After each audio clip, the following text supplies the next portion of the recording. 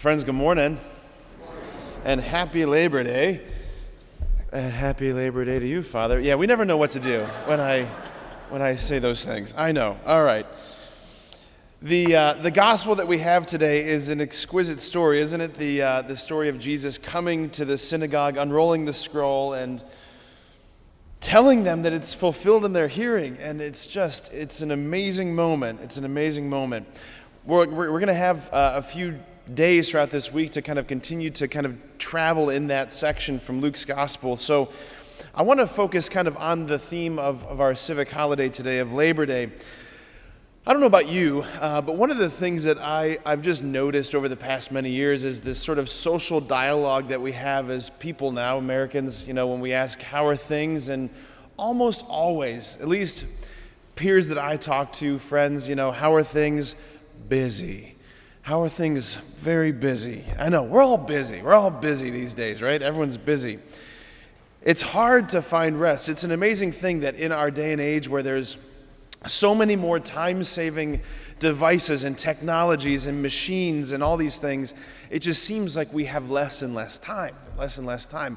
And I don't, I know I'm not the oldest person in the church this morning, so I know I'm kind of, talking out of my league here, but I notice it. I absolutely notice it. I notice it in myself. I notice it the more that I have these time-saving gadgets and devices, my phone, my tablet, these things, it seems like I have less and less time.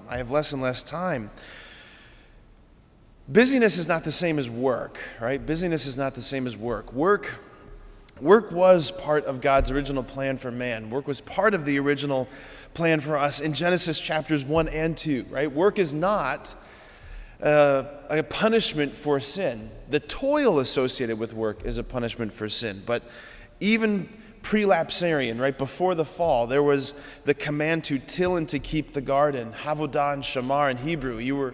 Adam was supposed to be partnering with God in the stewardship of creation, bringing out of creation all of these beautiful potentialities that God had woven into his masterpiece, that man, the human person, was supposed to be this sort of steward, co-creator with God. And those words in particular, havodah and shamar, those Hebrew words, they're priestly words, actually, that this call to work with God in creation is a priestly service. If you look at where those words appear elsewhere in the Old Testament, those are the words that describe the Levitical priest's role in the temple. His duties are essentially to till and to keep the temple, right? So our duties as co-creators with God in this work of creation, we are part of God tilling and keeping creation.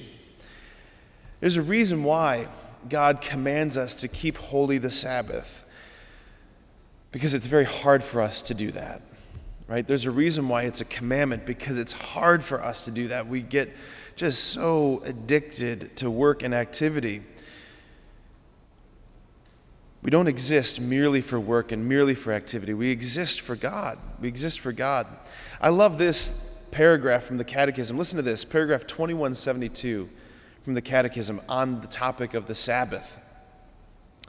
God's action is the model for human action. If God rested and was refreshed on the seventh day, man too ought to rest and should let others, especially the poor, be refreshed. The Sabbath brings everyday work to a halt and provides a respite. It is a day of protest against the servitude of work and the worship of money. And that last line, great. It's a day of protest against the servitude of work and the worship of money.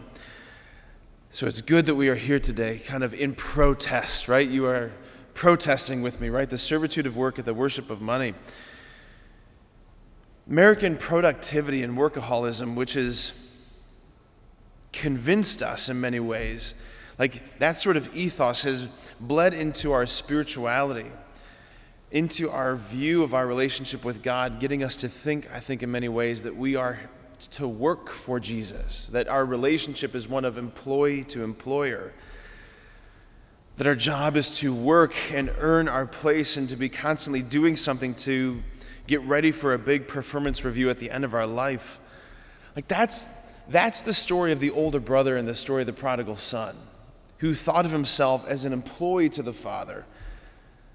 Right? I've been with you, I've worked for you all these years, and I've never so much as asked for you for a baby goat to sacrifice with my friends. It's not the heart of a son.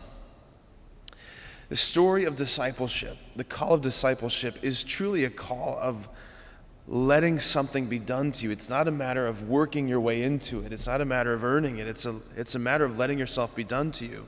And again, that's why I'm so glad that so many of us are so committed to daily Mass and obviously Sunday Mass. But this is the corrective lens for understanding our relationship to God. Like, look how Mass is set up. You come and you sit. And you are asked to be in a posture of receptivity. There's no hoops we ask you to jump through. There's no hoops that the Lord asks you to jump through. He asks you to sit and receive. That the master of the house says, I'm going to serve you. I'm going to serve you.